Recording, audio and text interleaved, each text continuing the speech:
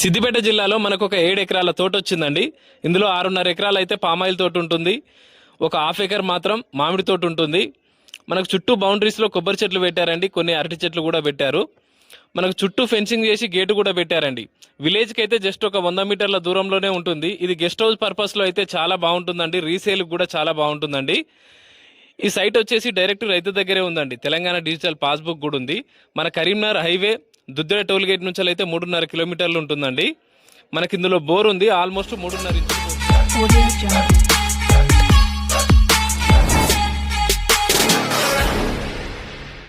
Hi hello అందరికీ నమస్తే.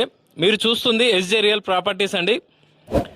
మా ఛానల్ని కొత్తగా చూస్తున్న వాళ్ళైతే సబ్స్క్రైబ్ చేసుకోండి, పాత వాళ్ళైతే లైక్ కొట్టండి. ఎందుకంటే మేము పెట్టే వీడియోస్ మీకు నోటిఫికేషన్ ద్వారా వస్తాయి. దాని ద్వారా మీరు ఒక మంచి ప్రాపర్టీ కొనుక్కునే అవకాశం ఉంటుందండి. ఇప్పుడు మీరు చూస్తుంది సిద్దిపేట జిల్లా కొండపాక మండల్ కిందకి వస్తుందండి. ఇదైతే 7 ఎకరాల తోట.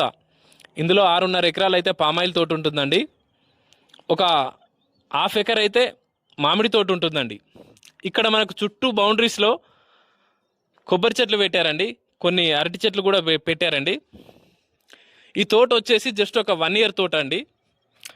ఇందులో బోర్ ఉంది, ఆల్మోస్ట్ ఒక 3.5 ఇంచులు పోస్తుందండి.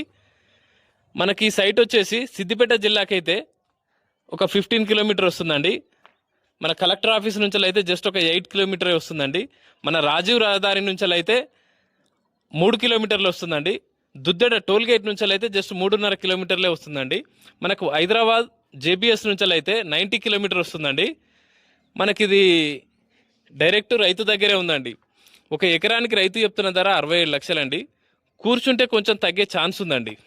ఇది గెస్ట్ హౌస్ పర్పస్లో కానీ రీసేల్ పర్పస్లో కానీ చాలా బాగుంటుందండి. ఎందుకంటే మన కరీంనగర్ హైవేకి చాలా దగ్గరలో ఉంది. ఇది సిద్దిపేటకు కూడా చాలా దగ్గర ఉంటుందండి ఇది.